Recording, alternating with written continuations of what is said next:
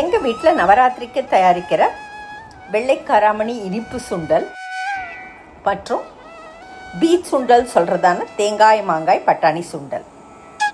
முதல்ல தேங்காய் மாங்காய் பட்டாணி சுண்டலுக்கு காஞ்ச பட்டாணியை ஒரு 6 மணி நேரம் போல் ஊற போட்டு உப்பு சேர்த்து ஒரு 2 விசிலுக்கு ப்ரெஷர் குக் பண்ணி ஒரு உலோக வடிகட்டியில் போட்டு ப்ரெஷர் குக்கான அந்த காஞ்ச பட்டாணியை நல்ல வடிகட்டி அந்த தண்ணியை நம்ம வேறு ஏதாவது சாம்பார் கூட்டுக்கு யூஸ் பண்ணிக்கலாம்.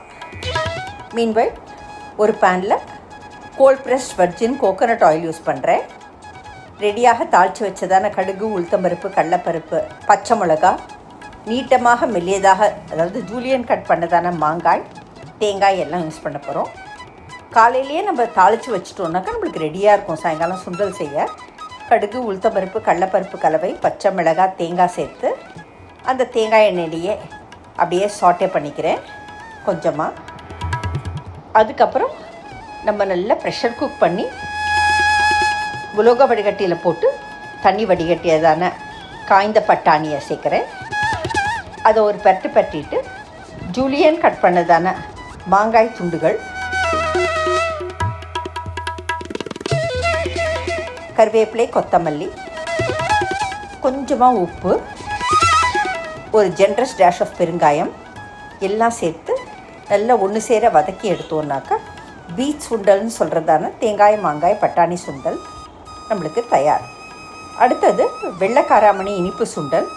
வெள்ளை காராமணியை ஒரு 6 மணி நேரம் போல் தண்ணியில் ஊற போட்டுட்டு தேவையான அளவு உப்பு சேர்த்து இந்த மாதிரி நசுங்கிற பதத்துக்கு ஒரு 2 விசிலுக்கு ப்ரெஷர் குக் பண்ணி வச்சுக்கலாம்.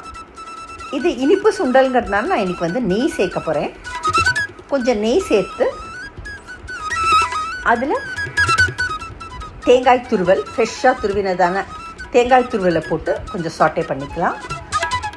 அதுக்கப்புறம் வெல்லத்தை நல்லா கொதிக்க விட்டு வடிகட்டி தூசு நிற்கியதான வெள்ளை நீரை சேர்த்துருக்கேன். இனிப்பு தூக்கி தெரியணுங்கிறதுக்காக ஒரு சிட்டிகை உப்பு, ஏலக்காய் பொடி, கொஞ்சமாக சுக்குத்தூள், ட்ரை ஜிஞ்சர் பவுடர் எல்லாம் சேர்த்து நல்லா அது அப்படியே ஒன்று சேர வர வரைக்கும் நம்ம இந்த மாதிரி கலந்து விடலாம். இப்போ பாருங்கள், எல்லாம் ஒன்று சேர வந்தாச்சு. இந்த ஸ்டேஜில் நம்ம ப்ரெஷர் குக் பண்ணி வச்சுருக்கிறதான அந்த வெள்ளை காராமணியை சேர்த்து நல்லா எல்லாம் ஒன்று சேர வர வரைக்கும் அப்படியே நம்ம பெரட்டி கொடுக்கலாம். அடுப்பை மிதமான சூட்டில் வச்சு எல்லாம் ஒன்று சேர வந்த உடனே சர்விங் கண்டெய்னருக்கு ட்ரான்ஸ்ஃபர் பண்ணோன்னாக்கா நைவேத்தியத்துக்கு வெள்ளை காராமணி சுண்டல் அல்லது இனிப்பு காராமணி சுண்டல் தயார்.